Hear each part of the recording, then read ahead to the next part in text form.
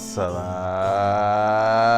alaikum. 2 weeks ago, I became a father. Again. I got another one. First, I had Serena 3 years ago. I have a newborn baby, Musa. So the second time around, it's a lot easier, you know, some things to expect. You know, I hear him crying right now. I'm not freaking out. I'm not crapping my pants while he's crapping his. I just know it's a baby thing. They just cry. So there's some things I wish I knew the first time around. 5 things I wish I knew before becoming a dad.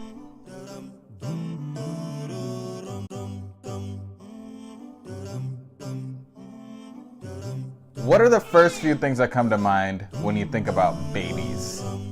Poopy diapers, crying, cute baby clothes, shots, getting lots of shots, doctor's appointments, vaccines. Just being completely over-prepared for any moment, because you don't know what the heck you're doing, and they don't know what the heck they're doing. People are gonna tell you to expect to do a lot of laundry. But what you may not know is that you might have to do some laundry before you have your baby. Wash all your newborn clothes. Newborn baby's skin is very, very sensitive. I mean, just imagine. So sensitivity. You need to wash that stuff. What I like to use is Dreft for newborn babies, specifically for South Asian newborn baby males. Another thing that you might experience, speaking of laundry, is kids pooping so hard that it gets on their clothes. You know what? It doesn't just get on their clothes. It's called a blowout. It goes all the way up their back and reaches their neck. It's insane. It's kind of wonderful. Trying to take that onesie off, you don't want to get that poop that just smeared all over the back to get on their head. You can't pull it over their head. Little did I know, there's some shoulder folders right on the onesie that you can just fold down and pull it from down below. I wish I knew that. Instead, what I ended up doing was just cutting the onesies, because I'm like, how are we gonna do this? You're gonna wash your hair every time full of poop? No, let's just cut them up. Another thing you may have noticed is that babies do a lot of crying. Don't be such a crybaby. I guess that's where that comes from. When babies cry, they're hungry, need a diaper change, they need a burp. Maybe they just need to be coddled. Let's try. Ooh, maybe they just need to be sung to. Sometimes you just have no clue what in the world is going on. They're just crying. Tip that I would like to share with you is that babies like the sound of water running. Just YouTube water faucet running sound. You'll be surprised to see it has 8 billion views.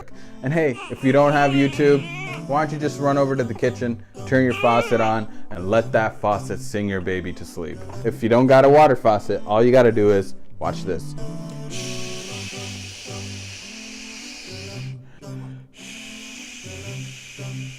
He's already yawning and getting sleepy.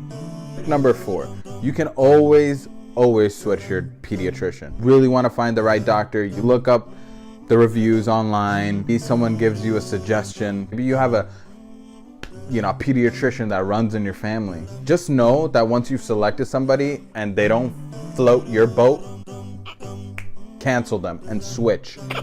Don't just make somebody your pediatrician just because they're your family friend, or they're actually your family, or just because they're Muslim, or just because they're Desi, or just because. And finally, always have a bag. Dads can also have bags. First time I took her out by myself, I didn't take anything with me. And I get to the park and she got thirsty, she got hungry. So what your bag's gonna have is your extra diapers, extra wipes, snacks, extra pair of clothes, all sorts of essentials. I mean, I was sitting there at the park and this lady comes along and she's got this big camping backpack. I think it had a tent in it, a sleeping bag, extra pillows. You gotta travel with your bag. So those are the first 5 things that came to mind that I wanted to share with you guys. I'm sure I'm gonna learn a lot more things this time around. Round 2, baby Musa, Serena. Tune into the Muslim Dad Life next week. I'll catch you guys next time.